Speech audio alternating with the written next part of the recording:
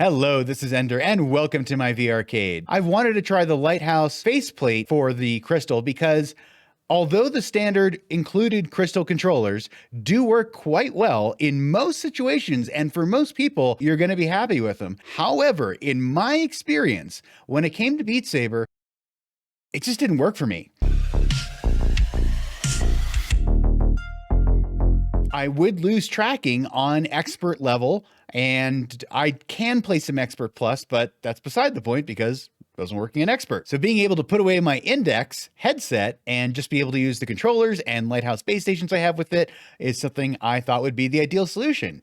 Get all the great QLED blacks I have here with the regular Crystal and still have the tracking of the index controllers for Beat Saber, which is one of the greatest tests I can think of, if not the best, for tracking. The included controllers, by the way, are great for 99% of most players. But if you're going to play something that's tracked as fast as Beat Saber, at least I found the standard controllers didn't do it for me. They didn't keep up, they would lose tracking. So when the Lighthouse faceplate arrived, I was excited. Installation was very easy, as you can see here. The only part that was a little tricky was detaching the original faceplate.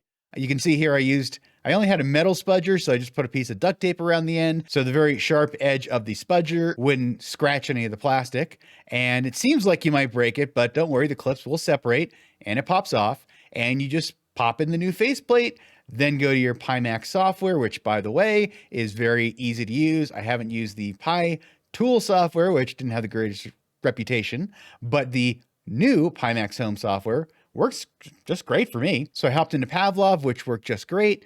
And for anyone who's curious, I did use the force tube, which is something that generally kills index controller tracking, especially on automatic weapons. And when I used it with the heavy machine gun, yeah, I did lose tracking there, but it's workable as long as you're not just holding down a heavy machine gun.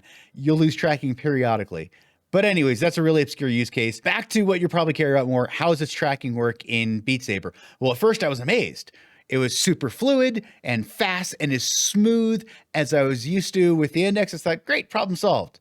But after 5 minutes, I had some weird glitches. Not like I would see in the Reverb G2. And I spent about a month and a half, some of it diagnosing things on my own, some of it with Pimax, trying to figure out what the issues might be. These random glitches where my controller would suddenly go spinning off, like way out over in the middle of nowhere and then come right back. Tried recentering my play space. I tried a total of 8 different USB ports on my computer using a powered external USB hub, using my internal powered PCIe card. I could go on. Believe me, it was exhaustive testing. Pimax thought it was a USB pathway issue. Here's what it finally turned out to be. Thank goodness for this user on the official Pimax Discord who found, in his case, it's a signal interference issue on the faceplate itself. So what this user did, you can see, is very carefully, by the way, this is a completely at your own risk procedure.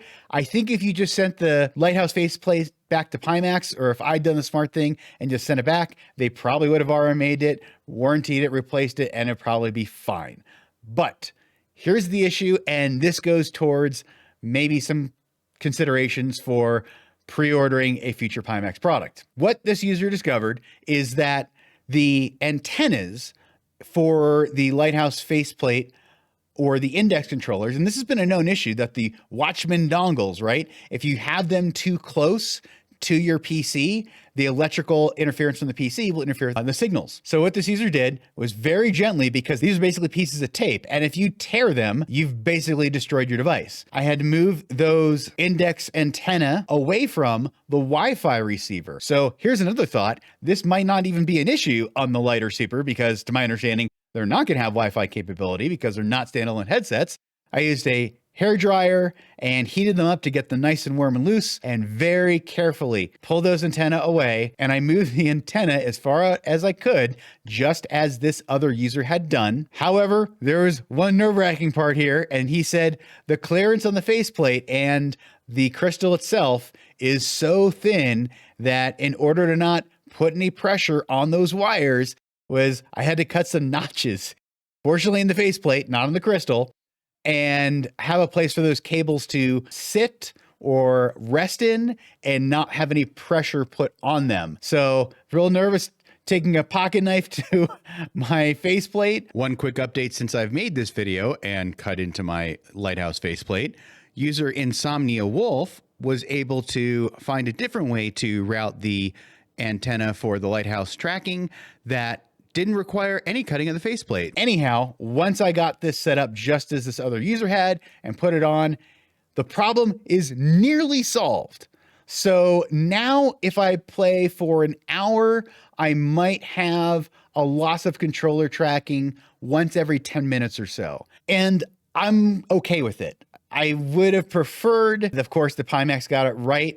Their quality controls seem to be an issue on this. And I heard reports earlier that with the Lighthouse faceplate, there were issues. I'm really just happy to have index controller tracking with my Pimax Crystal, which is not the Light. And if the issue is due to the Wi-Fi interference, then hopefully that won't be an issue on ordering the Light or the Super. I also did share my results to Pimax, including the other users' photos, as evidence that there is perhaps a design flaw or a quality control issue, and they said they would keep it in mind for future reference. Now, as far as the Pimax Frontier announcement, I went into that pretty thoroughly with Sebastian in about a 2-hour podcast, which I was so excited to be on.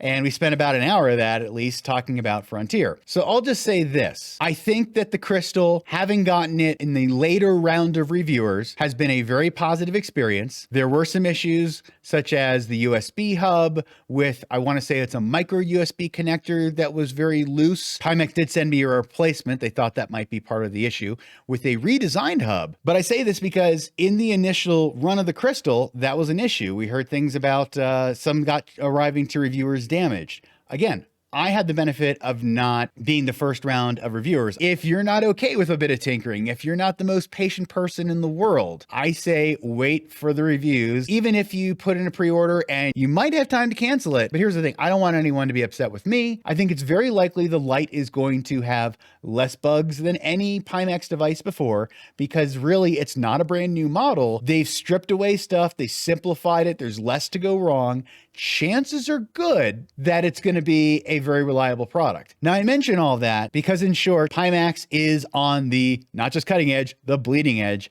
of VR technology. And if you're not patient, you might have some frustrations. They do have a track record of rushing things out and things not being perfect. That's why we have recalls. That's why we have warranties and things like that. But if you don't have the patience for it, I say the smarter move for less frustration is wait for many, many different reviewers. As far as I know, I'm not getting one.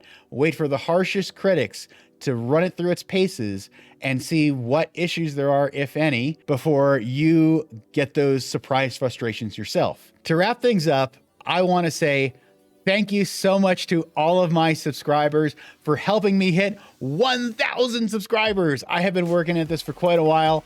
Not that I'm ready to quit my day job or anything, but it's just nice to hit that milestone. And that's, of course, thanks to all of you subscribers who let me know you appreciate my work and that I'm not a crazy person talking to my camera alone in my apartment. So if you've appreciated my content, please click that like button. Please subscribe if you haven't already. Next, I'm thinking I'm finally going to do a full Quest 3 review, not just the initial review I did. And I'm getting a Bobo S3 sent to me and a revised oblique facial interface. So we'll get to test how those work together, because I know that was a question a lot of you had.